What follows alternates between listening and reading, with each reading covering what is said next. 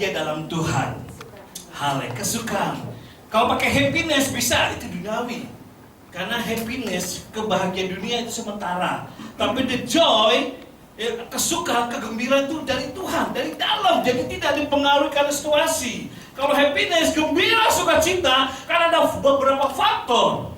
Tapi kalau kesukaan dalam Tuhan, bukan karena faktor, tetapi karena ada Tuhan. Amin. Tubuh, jiwa, dan roh. Perhatikan, tubuh, jiwa, dan roh. Tapi untuk yang membahagiakan tubuh, jiwa, dan roh berberensi hanya satu kata, yaitu roh. Amin. Kenapa? Kita diciptakan dari tubuh dan tanah. Dan menghidupkan tubuh jasmani kita adalah roh. Amin. Jadi kalau orang gak hidup, kita seperti zombie saja, Bapak Ibu. Punya mata, punya telinga, punya mulut, tapi tidak bisa berbuat apa-apa. Tapi karena roh Allah yang menghidupkan, karena roh Allah yang menghidupkan, sehingga kita hidup, bisa merasakan, bisa mencium, bisa melihat, bisa berjalan, bergerak, dan karena roh. Amin. Amin. Tetapi untuk menggembirakan, untuk membuat kebahagiaan, orang manusia kok memperlukan tubuh dan jiwa daripada roh. Betul? Wow, dengan jiwa ngelencer, kunker, kunker kerja ya, jalan-jalan, wah healing istilahnya. Biar apa?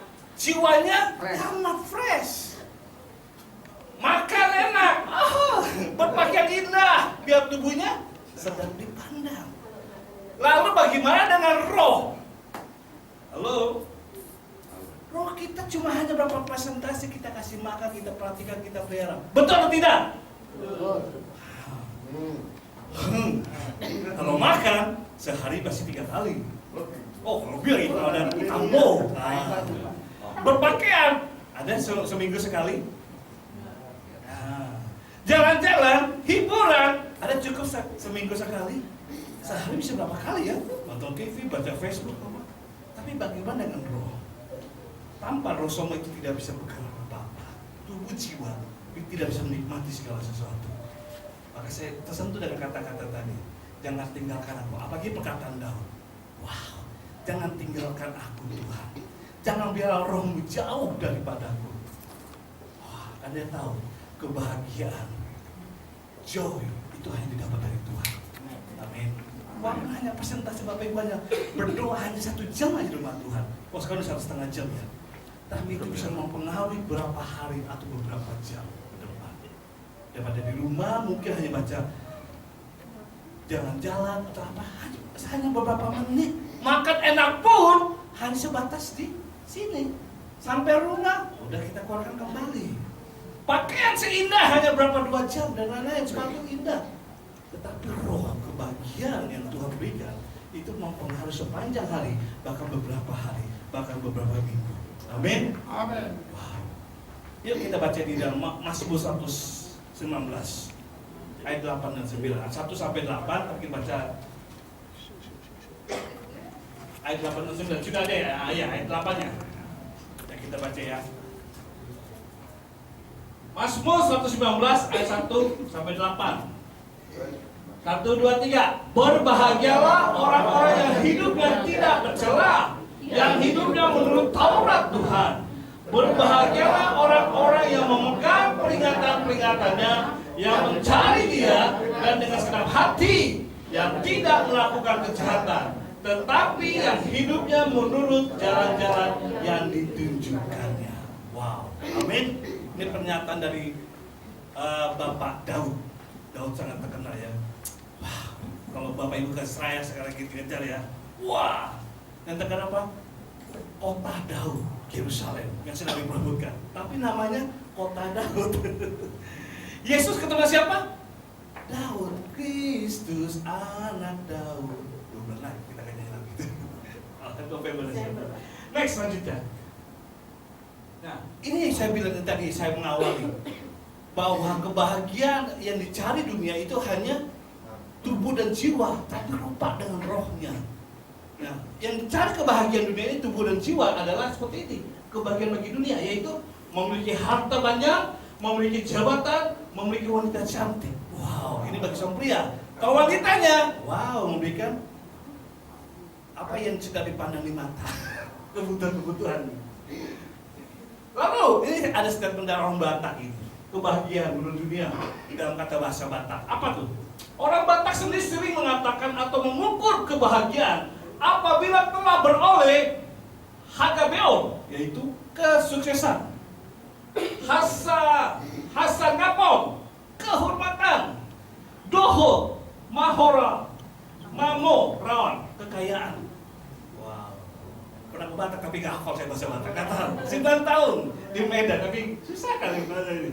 Sekali lagi kebahagiaan menurut versi orang Batak adalah HKBO, yaitu kesuksesan, Hasanapon, kehormatan, Doho, Hamorau, kekayaan. Wow, luar biasa ya.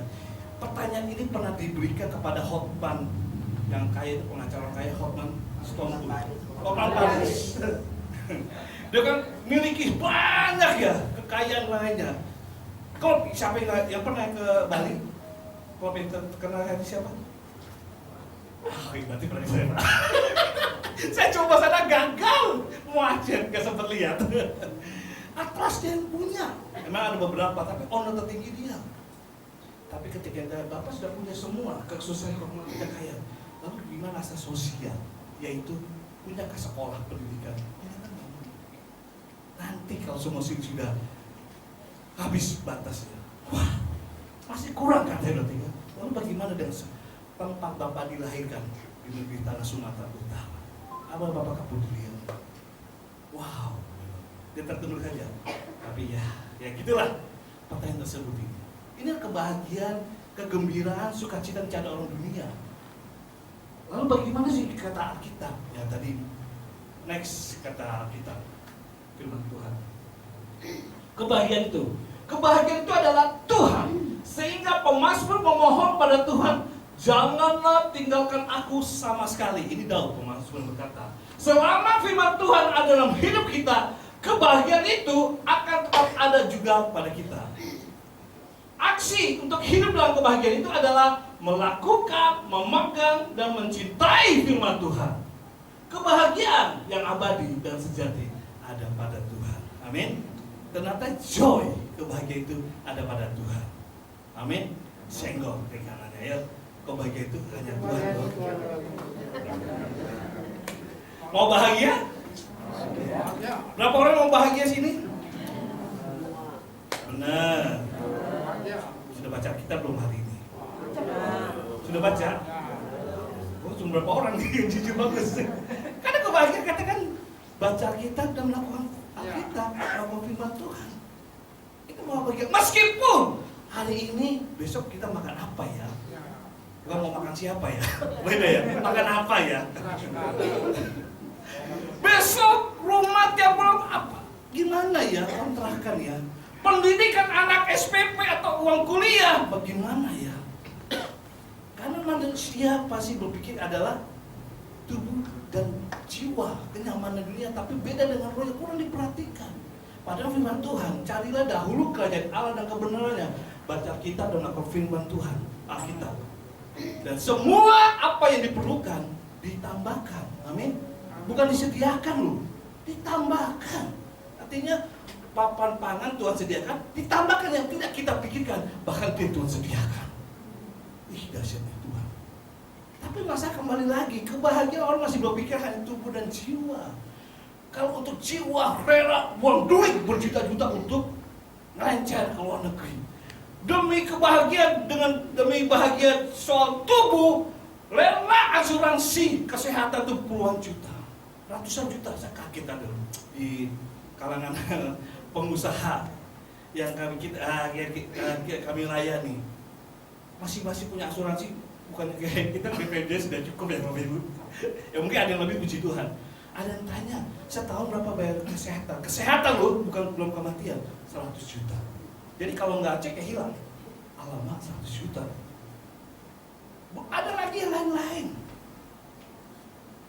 Setahun bisa beli mobil. Kalau nggak sakit ya sudah hilang. Dan tiap tahun begitu untuk 3 keluarga saja. Astaga, demi kesehatan, demi namanya tubuh. Demi namanya tubuh, kalau syukuran makan banyak silakan. Tapi demi namanya roh masih hitung-hitungan. juga beberapa lagi jemaat juga. Sudah pelayan Tuhan Bapak Ibu, tapi masih suka pergi ke psikolog. Akibat apa? Susah tidur, masih susah memecahkan masalah. Kalau pergi ke psikolog, Bapak Ibu tahu apa? Berapa biayanya? Sekali hanya setengah jam ya, lebih cerita 400.000. Diapain?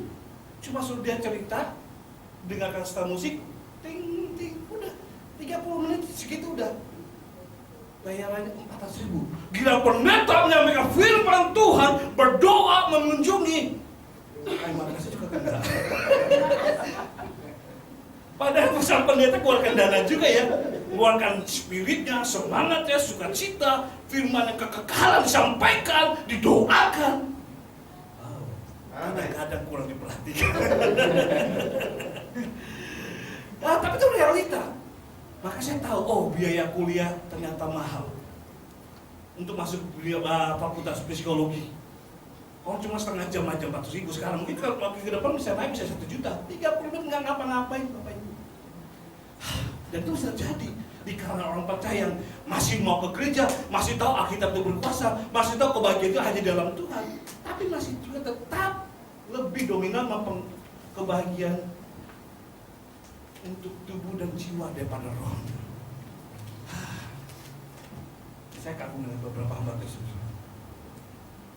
Ya sih, semua karena panggilan Tuhan, biar mereka rela tinggalkan cita-cita fakultasnya kuliah. Saya ingat waktu Bu Devi cerita, wah masuk fakultas gratis di sana, tapi dia tinggalkan nama, pergi jauh-jauh ke Sakti, dan itu bayar. Karena cita-cita dia tinggalkan.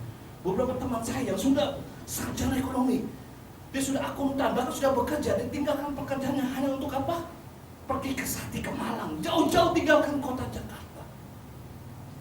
Suatu saya waktu di training apa di Tatar ya, di ospek. Saya tanya, nanti kamu Australia mau kemana? Nggak tahu apa, nggak tahu Kak. Saya juga bingung kenapa saya harus masuk ke Sakti. Padahal saya sudah enak di Jakarta.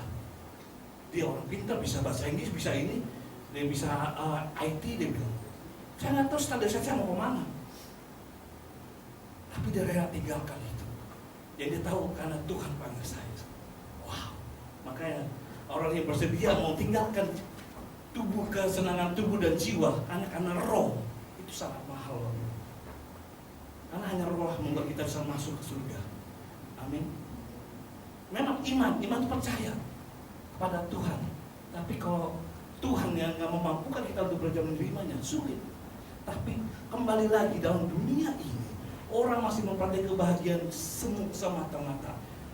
Habiskan uang untuk pendidikannya, habiskan uang untuk demi kecantikannya, habiskan uang untuk memberi kenyamanan, pergi kemana-mana, habiskan uang demi kesehatan, bayar asuransi mahal, orang bobo, yang penting kalau sakit bisa terlindungi. Tapi untuk namanya kebahagiaan dalam roh sangat sulit. Pada busukulah program didik kita ada WPDA. Bapak Ibu baca cuma 1 menit, nyampe ya. 1 menit ada baca kita. Ada yang sudah dengar renungan harian hari ini? Ada sudah ada di HP-nya masing-masing di grup? Nggak ada.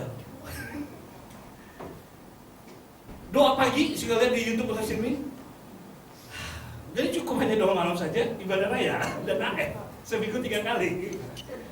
Wow, tapi itu juga berharga. Amin. Walaupun cuma hal itu. Tapi bagaimana dengan Daud? 7 kali dalam sehari aku memuji Tuhan. Itu di dalam pernyataan kata aslinya adalah 7 kali aku mau beribadah pada Tuhan. Pujian itu masuk ibadah maksudnya. Kalau Daniel yang ada di Gua Singa di Nebukadnezar, dia kata 3 kali aku menghadap ke Yerusalem. 3 kali arti dalam sehari dia beribadah pada Tuhan. Sebenarnya kekristenan kita aslinya mengalahkan agama seberang yang cuma 5 kali. Kita 7 kali kok aslinya. Daud 7 kali dalam sehari aku memuji-muji Tuhan. Apa? The joy in the soul, kebahagiaan dalam roh, spirit. 7 kali dalam sehari. Artinya beribadah.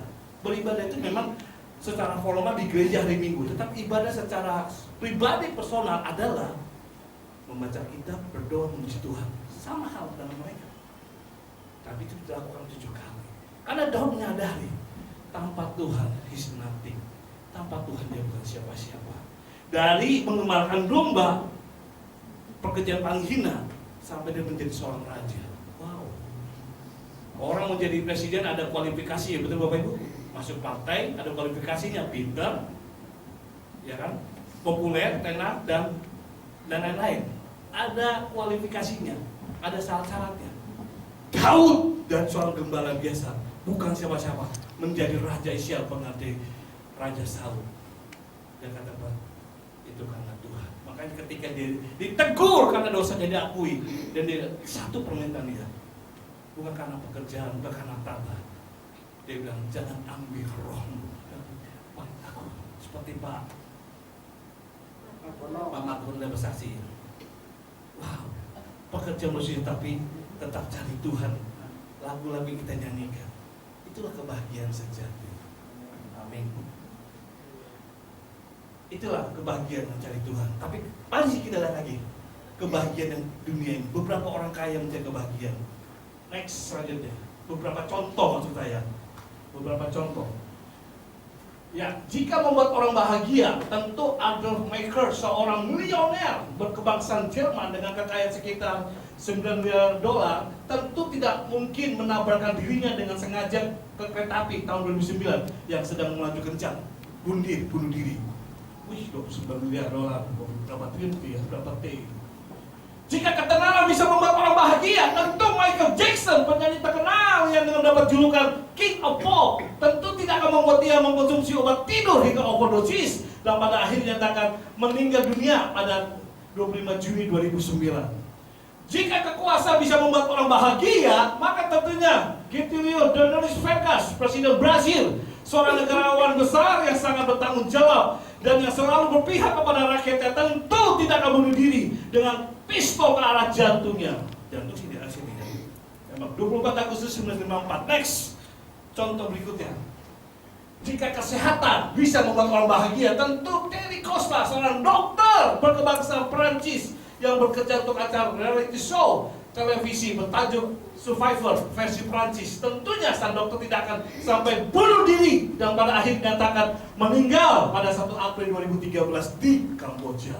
Jika kejeniusan atau pikiran yang brilian membuat orang bahagia, maka Ernest Hemingway, seorang sastrawan Amerika Serikat, penerima hadiah Pulitzer tahun 1953 dan pemenang hadiah Nobel yang di bidang sastra tahun 1954, seorang diacungi jempol karena kejeniusannya, menciptakan gaya penulisan efektif tanpa berbelit-belit, tentu tidak akan bunuh diri dengan mengarahkan senapan di atas ke kepalanya sendiri 2 Juli 1961.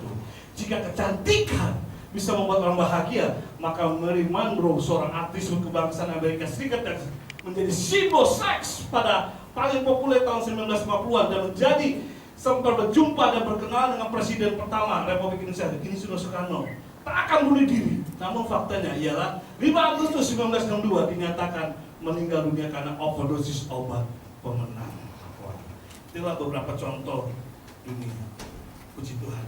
Tapi kalau saya lihat kita semua di saat anugerah tadi waktu memuji menyembah Tuhan, saya mudah kebagian Bapak Ibu adalah karena Tuhan. Amin. Nggak masalah keuangan kita, rumah tangga kita, usaha kita mungkin jauh ya dalam kata. Tapi ingatlah, kebahagiaan sejati itu bukan karena faktor-faktor tersebut. Walaupun itu mungkin bisa. Tapi yang menentukan adalah bukan karena faktor tersebut. Amin. Tapi karena ada Tuhan. Amin. Coba saya katakan, ada Tuhan di dalam diri. Haleluya. Amin. Haleluya. Tuhan akan tolong kita.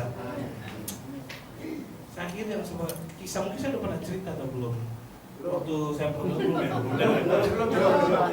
waktu di Medan.